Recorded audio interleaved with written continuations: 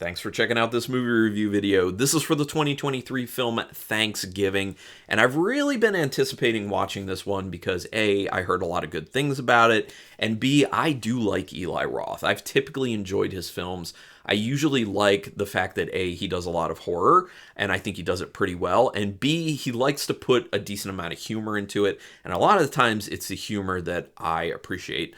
I will say for this film in particular, there was some decent humor to it, but there was also a bunch of humor in there that I was just kind of like, about. But yeah, overall, I did enjoy the film, and you'll understand that as I go along and talk about it.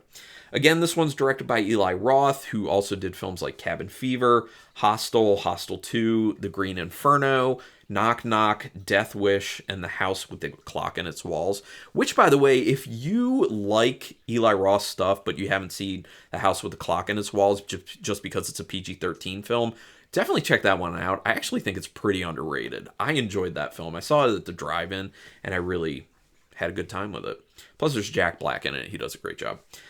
This film was written by Roth as well as Jeff Rendell, who was involved with the original Thanksgiving fake trailer. And for anyone who doesn't know that reference, there was a double feature that came out with done by Quentin Tarantino and Robert Rodriguez in the early 2000s, I believe, that was maybe in the late 90s, but I think early 2000s.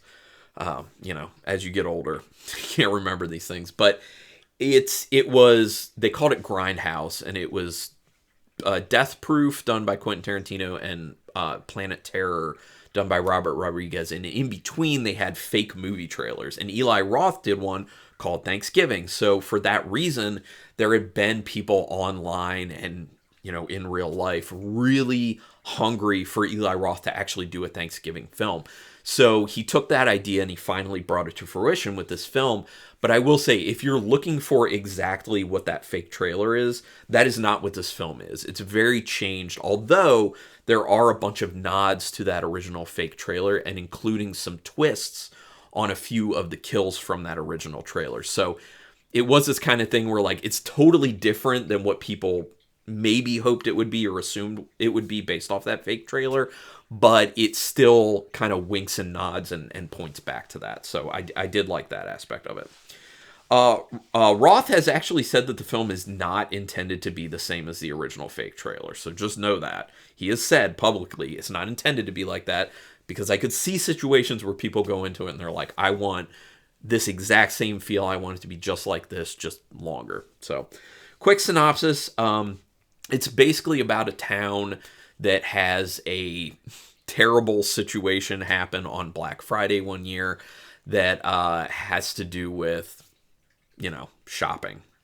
And you'll have to see it to believe it, because I think they go very hard on that scene, and I quite like that scene. It's pretty chaotic and interesting, and over the top, ridiculous, over the top fun. But that kind of sets the stage for the issue amongst the town. And then they go forward a year, and someone, because of what happened, is kind of inspired to start killing people. And there is a connection there, but I won't go too much further on that because I don't want to end up spoiling anything about this film. But it does create a new horror villain for slashers, John Carver, which, A, good, interesting looking character, B, great name. Love it. Very, very fitting for the Thanksgiving holiday and very fitting for a slasher. There's a good, cozy Thanksgiving feel that you get from the film in the beginning. Obviously, like almost all Eli Roth films, it starts pretty heavy on the comedy. They try to throw in a lot of comedic stuff to kind of settle people in, make them feel cozy, get them feeling kind of good.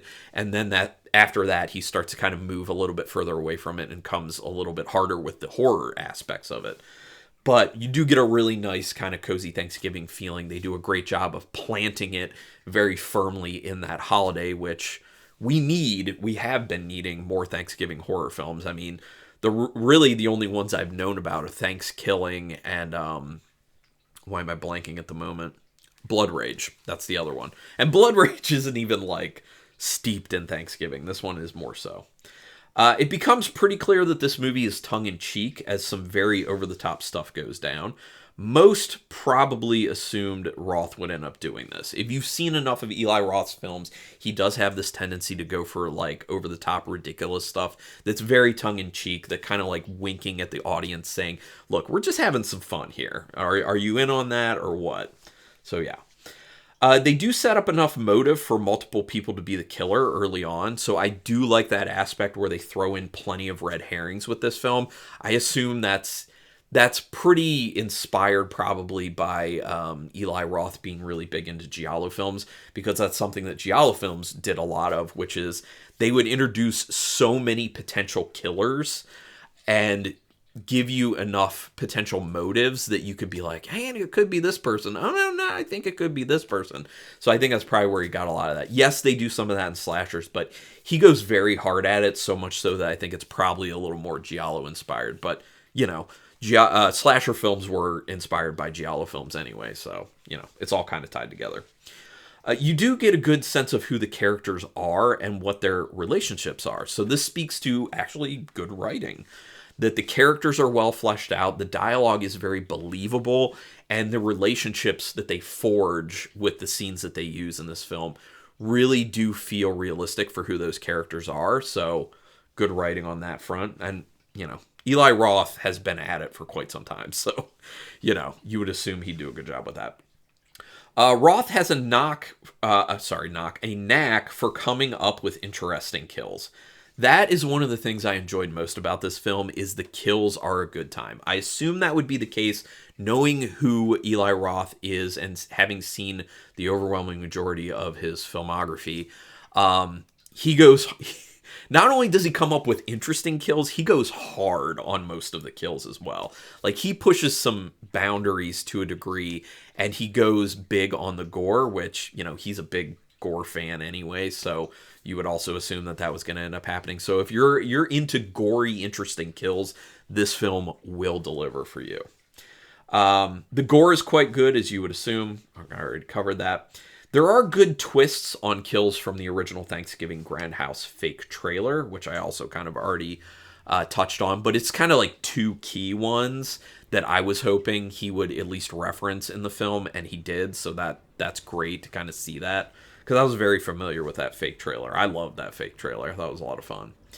The pacing is kind of up and down, though, because there are overly long scenes, unfortunately. This film, I think, was like an hour and 49 minutes with credits somewhere in there, and it does feel a bit too long. I really do think that it could have taken maybe 15 minutes being taken out, maybe just 10. Not a lot, but there are these scenes that just feel like they go on a little bit too long, and you're like, okay, you're overstaying your welcome right now. Can we get things kind of picked up here, get it moving a little bit better?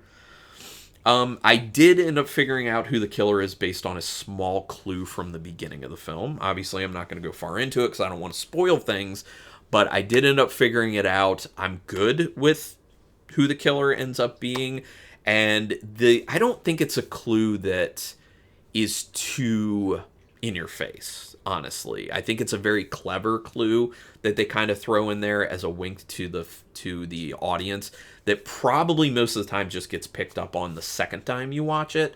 So that's another thing, is there is definite rewatch value to this film, and I ended up buying it digitally through Vudu, so I own it, so I can go back and watch it again, and I do plan to show it to some people who have not seen it, because it is definitely worth seeing. I did enjoy this film quite a bit. Also, the ending is solid. It's not the best ending. I think it's a little bit too drawn out, in my opinion, but it's a good ending. I'm down with the ending. It fits.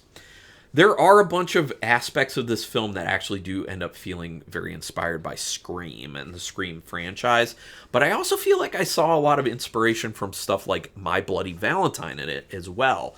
So, pulling from other slashers, that's something that Eli Roth does a lot. He pulls from other films a lot. Some people actually see some of what he does as a bit of like plagiarism stuff. Like in the original Hostel film, he literally lifted scenes from Japanese horror films, but it's not as strong in this film. It's not like that. But anyway, obviously I did have a really good time with Thanksgiving. Really enjoyed this one. And out of 5 stars, half stars in play, I'm going to give it a very good 3.5 star rating. I did enjoy it. And this is where I'd like to hear from you. What did you think of it? go ahead and put it down in the comments. Did you like it? Did you hate it? Were you in between on it? Just give me a sentence or two letting me know why that is. Do me a favor, though. Please hit a like on this video if you like it at all, to any degree, because it helps me with the YouTube algorithm. Subscribe to my channel, because that's your best way to repay me for all this free content I'm putting out there. And hit the notification bell button if you want to know when I'm putting up new videos, which I'm doing a lot. I'm trying here, so help support me like that. I do appreciate it. But regardless, I do appreciate you taking your time to watch this video. That is very special, in my opinion. And until next time, keep it brutal.